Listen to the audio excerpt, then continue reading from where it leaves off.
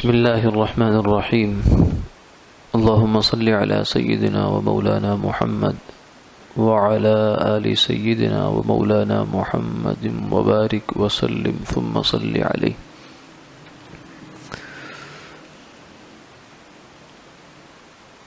واقعہ 12 معراج شریف کے واقعات کا بیان چل رہا ہے۔ بخاری کی حدیث میں ہے کہ پھر مجھ کو جبریل علیہ السلام آگے لے کر چڑھے یہاں تک کہ دوسرے آسمان تک پہنچے۔ پہلے آسمان پر حضرت آدم علیہ السلام سے ملاقات ہوئی، جنہوں نے آپ کا استقبال کیا اور ان کے دونوں طرف شکلیں تھیں، کچھ صورتیں تھیں، ایک طرف سیاہ ایک طرف سفید۔ سفید ایمان والے تھے اور سیاہ کفر والے تھے۔ تو یہاں سے آگے دوسرے آسمان پر تشریف لے گئے۔ پوچھا گیا کون ہے؟ جبریل علیہ السلام نے فرمایا کہ جبریل ہوں۔ پھر سوال کیا گیا تمہارے ساتھ کون ہیں؟ انہوں نے کہا محمد صلی اللہ علیہ وسلم۔ پوچھا گیا کیا ان کے پاس پیغام الہی بھیجا گیا؟ جبریل علیہ السلام نے کہا ہاں۔ وہاں فرشتوں نے یہ سن کر کہا مرحبا، بہت اچھا آنا آئے، خوش آمدید، اور دروازہ کھول دیا گیا۔ جب میں وہاں پہنچا تو حضرت یحییٰ اور عیسیٰ علیہم السلام موجود تھے اور وہ دونوں باہم خلیرے تھے، یعنی خالہ ذات۔ جبریل علیہ السلام نے کہا کہ یہ یحییٰ و عیسیٰ ہیں، ان کو سلام کیجیے۔ میں نے سلام کیا، ان دونوں نے جواب دیا اور پھر کہا مرحبا برادر صالح، نیک بھائی خوش آمدید، اور نیک نبی کو خوش آمدید۔ فائدہ: حضرت یحییٰ علیہ السلام کی والدہ حضرت مریم کی خالہ ہیں، کیونکہ حضرت زکریا جنہوں نے حضرت مریم کی پرورش کی تھی وہ حضرت مریم کے خالو تھے، اس لیے عیسیٰ علیہ السلام کی نانی کو عیسیٰ علیہ السلام کی والدہ کی جگہ قرار دے دیا گیا۔ اور اگر واقعی میں عیسیٰ علیہ السلام کی والدہ ہوتی تو یحییٰ علیہ السلام خلیرے ہوتے، اس لیے مجازاً ان کو خلیرہ یعنی خالہ زاد کہہ دیا گیا۔ مطلب یہ ہے کہ حضرت عیسیٰ علیہ السلام حضرت یحییٰ علیہ السلام کی خالہ کی اولاد میں ہیں، اگرچہ بیٹے نہیں مگر نواسے ہیں۔ اور ان دونوں نے بھائی اس لیے کہا، یعنی آدم علیہ السلام نے کہا مرحبا بابن صالح، نیک بیٹے کو خوش آمدید، اور انہوں نے فرمایا کہ نیک بھائی کو خوش آمدید۔ تو بھائی اس لیے کہا کہ یہ حضور اقدس صلی اللہ علیہ وسلم کے آباء و اجداد میں سے نہیں ہیں۔ آگے جو ابراہیم علیہ السلام کا واقعہ وہ انہوں نے بھی بیٹے ہی کہا، کیونکہ آپ ان کی نسل میں سے ہیں۔ 13واں واقعہ بخاری میں ہے کہ پھر مجھے جبریل علیہ السلام تیسرے آسمان کی طرف لے کر چڑھے اور دروازہ کھلوایا۔ پوچھا گیا کون ہے؟ کہا جبریل ہوں۔ پوچھا گیا تمہارے ساتھ کون ہیں؟ انہوں نے کہا محمد صلی اللہ علیہ وسلم۔ پوچھا گیا کیا ان کے پاس پیغام الہی بھیجا گیا؟ جبریل نے فرمایا کہ ہاں۔ فرشتوں نے سن کر کہا مرحبا، بہت اچھا آنا آئے آپ، اور پھر دروازہ کھول دیا گیا۔ جب میں وہاں پہنچا تو حضرت یوسف علیہ السلام موجود تھے۔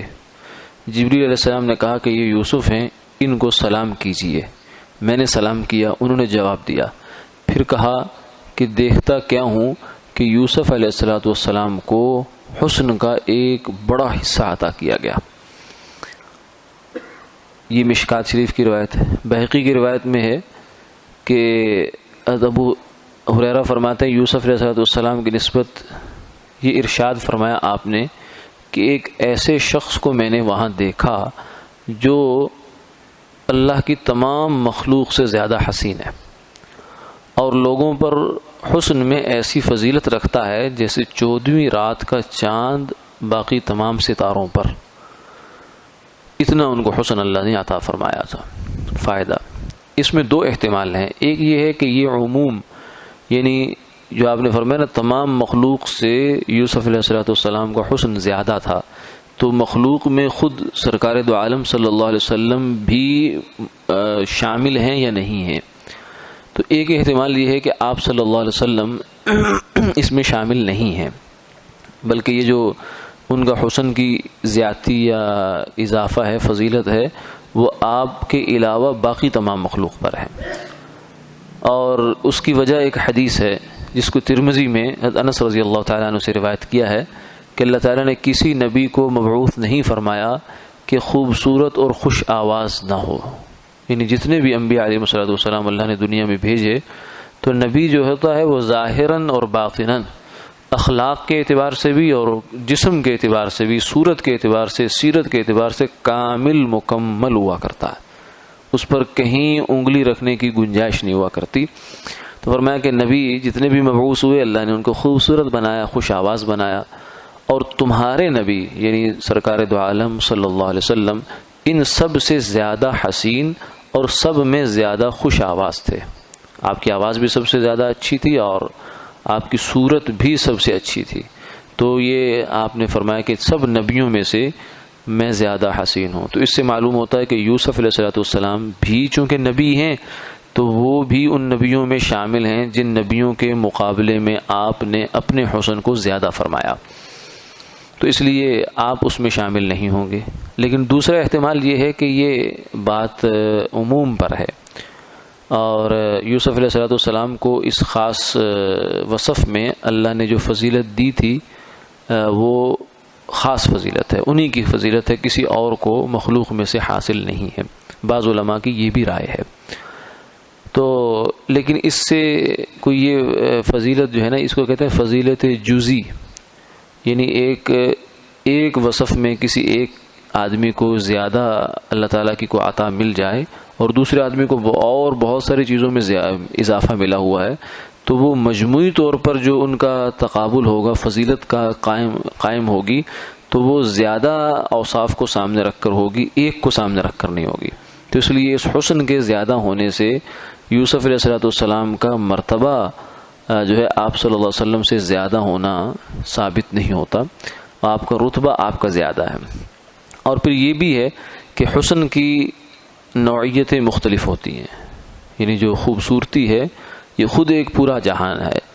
ایک نوع میں یعنی ایک قسم کی خوبصورتی میں حضرت یوسف علیہ السلام احسن ہوں، یعنی ساری مخلوق میں سے سب سے زیادہ حسن ان کے پاس ہو، اور دوسری قسم کی جو خوبصورتی ہے اس میں ہمارے آقا کریم صلی اللہ علیہ وسلم وہ زیادہ حسن والے ہوں۔ اور خود ان دونوں قسموں میں آپس میں پھر کیا تقابل بنے گا؟ آپس میں تقابل یہ ہوگا کہ حسن یوسفی، یوسف علیہ السلام کا حسن جو تھا وہ ظاہراً اور بداہتاً تھا، یعنی جو آدمی ان کو ایک دم دیکھتا تھا تو بہت حسین محسوس کرتا تھا، اور سرکار دو عالم صلی اللہ، اور پھر یوسف علیہ السلام کا حسن جو ہے وہ ایک حد تک تھا، اور سرکار دو عالم صلی اللہ علیہ وسلم کا جو حسن ہے وہ ایسا تھا کہ وہ بداہتاً تو شاید اتنا معلوم نہ ہو، لیکن جو آدمی اس پہ غور کرتا چلا جاتا تھا تو اس حسن کے دقائق اور خوبیاں وہ کھلتی چلی جاتی تھی۔ اسی لیے اور پھر اس کی کوئی انتہا نہیں تھی، اسی لیے سیدہ عائشہ رضی اللہ تعالیٰ عنہ نے فرمایا کہ زنان مصر کی عورتوں نے یوسف علیہ السلام کے حسن کو دیکھ کر جو ہے انگلیاں کاٹ ڈالی تھی، اتنا حسن ان کو دیا تھا۔ فرمایا کہ یہ بشر نہیں، ان ھذا الا ملک کریم، یہ تو کوئی فرشتہ ہے۔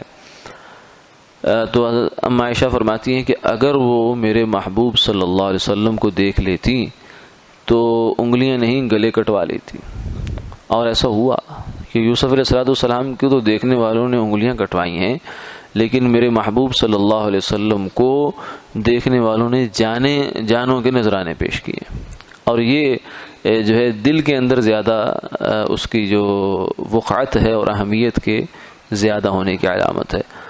اور اسی کو جو یوسف علیہ السلام کا حسن ہے اس کو کہیں گے حسن صباحت، یہ عربی میں لفظ صبیح الوجہ، یعنی وہ آدمی کی جس کا چہرے میں چمک ہوتی ہے، دمک ہوتی ہے۔ اور دوسرا لفظ ایک استعمال ہوتا ہے ملاحت، ملیح الوجہ، وہ اس میں یہ ہے کہ چمک دمک اتنی زیادہ نہیں ہوتی، لیکن جب غور سے آدمی اس کو دیکھتا ہے تو اس کا حسن زیادہ ہوتا ہے، اس کے حسن گہرا ہوتا ہے، اور جو پہلا والا حسن ہے وہ ذرا ظاہری ہوتا ہے۔ تو اس کو آپ یوں بھی کہہ سکتے ہیں کہ یوسف علیہ الصلوۃ والسلام کو ہیں ان کو ملا ہے جمال میں اضافہ تھا، اور سرکار دو عالم صلی اللہ علیہ وسلم کا کمال حسن تھا، وہ کامل تھا۔ تو اس لیے، اور دوسری بات اس میں یہ بھی ہے کہ آپ صلی اللہ علیہ وسلم نے یہ فرمایا کہ اللہ تعالیٰ نے مجھے سب نبیوں سے پہلے پیدا فرمایا، اور پھر اسی سے جو ہے آگے انبیاء علیہ السلام کو بھی۔ تو آپ کی مثال نبیوں میں ایسے ہے جیسے کہ سورج کی مثال چاند ستاروں پر ہے۔ جیسے چاند کی روشنی اپنی روشنی نہیں بلکہ سورج سے لے کر وہ آگے مخلوق کو دیتا ہے، تو آپ صلی اللہ علیہ وسلم نہ صرف امت کے نبی ہیں بلکہ نبیوں کے بھی نبی ہیں۔ اسی لیے اس کو مولانا ملا جامی رحمہ اللہ تعالیٰ نے اس کو یوں تعبیر فرمایا، حسن یوسف دم عیسیٰ ید بیضا داری، کہ میرے محبوب آپ کے اندر حسن یوسف بھی ہے، اور دم عیسیٰ علیہ السلام جو پھونک مار کے مردہ زندہ کرتے تھے، پرندے میں پھونک مارتے تھے کہ وہ زندہ ہو کر اڑ جایا کرتا تھا، اور موسیٰ علیہ السلام کا معجزہ تھا کہ ہاتھ بغل میں ڈالتے تھے تو روشن ہو جایا کرتا تھا۔ حسن یوسف دم عیسیٰ ید بیضا داری، آنچ خوباں ہماں دارند تو تنہا داری، کہ جتنی خوبیاں بھی تمام انبیاء علیہ السلام میں ہیں وہ آپ صلی اللہ علیہ وسلم میں بھی ساری بدرجہ اتم موجود ہیں، یعنی ان سب خوبیوں کو گویا کہ منبع و مرکز جو ہے وہ سرکار دو عالم صلی اللہ علیہ وسلم کی ذات ہے۔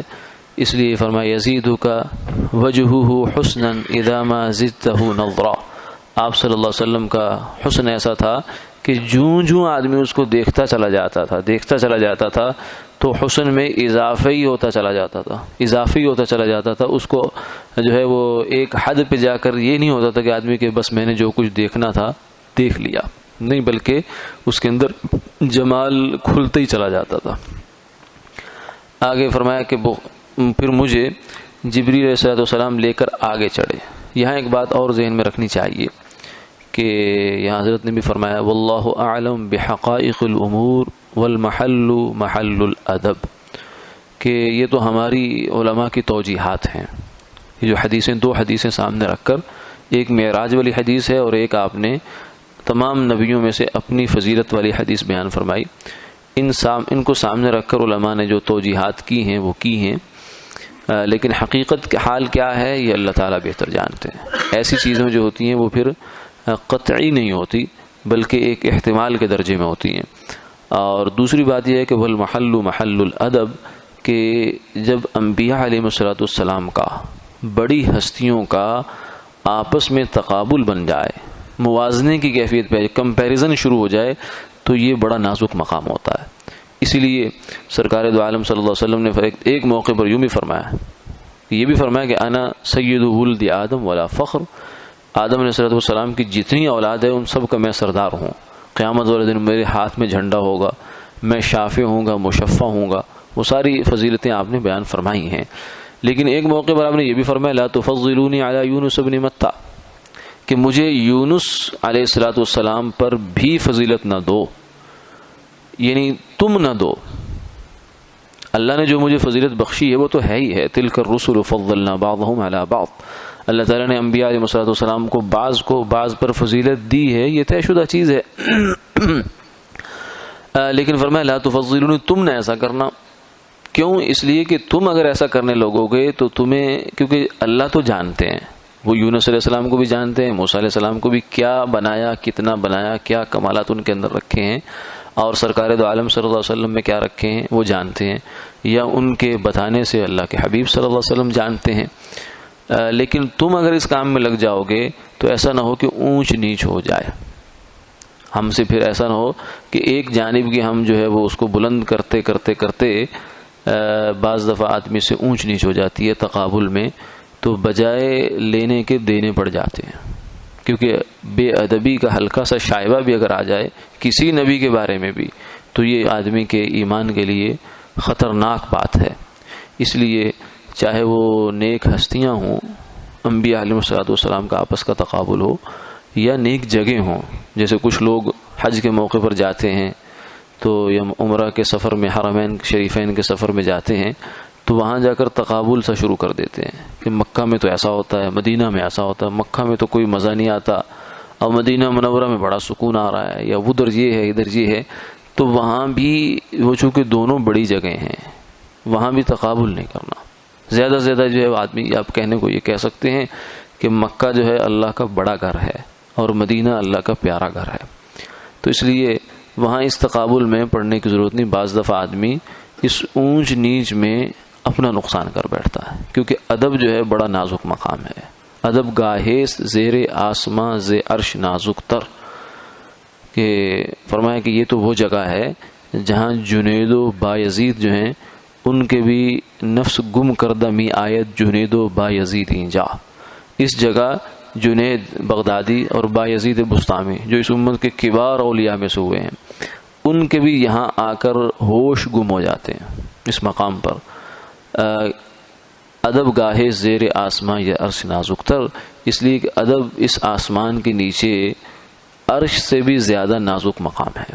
تو اس لیے ایسے موقعوں پر اپنی زبان کو سنبھالنا چاہیے، اس لیے کہ یہ کوئی بنیادی ایمان کے مسائل تو ہیں نہیں.